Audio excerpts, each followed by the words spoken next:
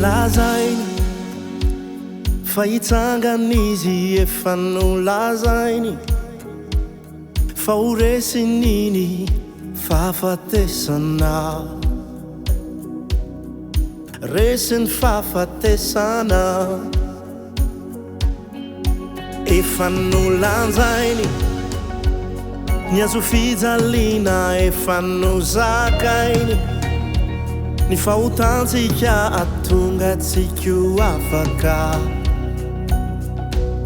atonga tsiko afaka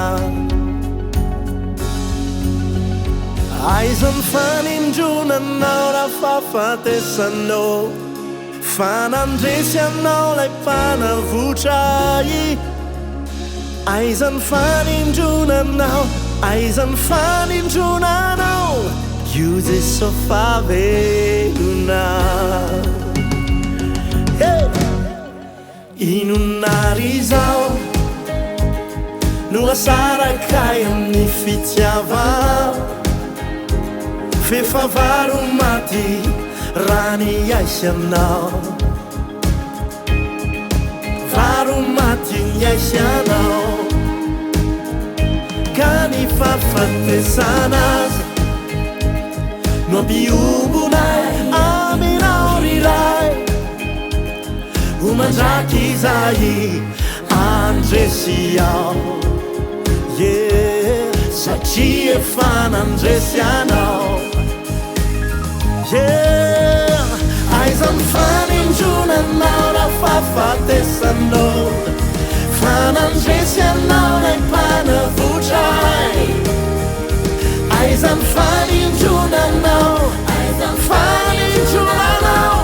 io Jesosy fahavelona Aiza ny fanindronanao raha fahafatesanao fanandresy anao lay mpanavotra Aiza ny fanindronanao Aiza ny fanindronanao io Jesosy fahavelona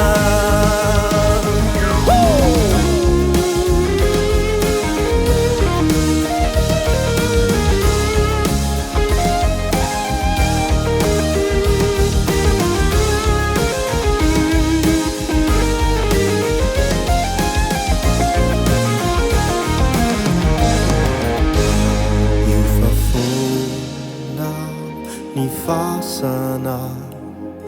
mandraky izay velona izy vitany famonjena ay sakaiza ao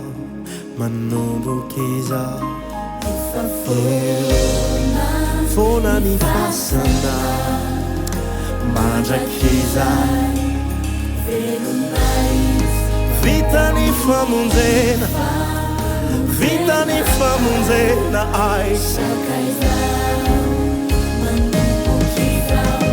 io fafona ny fasana mandraky izay velona izy vitany famonjena ay sakaiza ao manomboky izao Aiza ny fanindronanao raha fahafatesanao fanandresy anao lay mpanavotra Aiza ny fanindronanao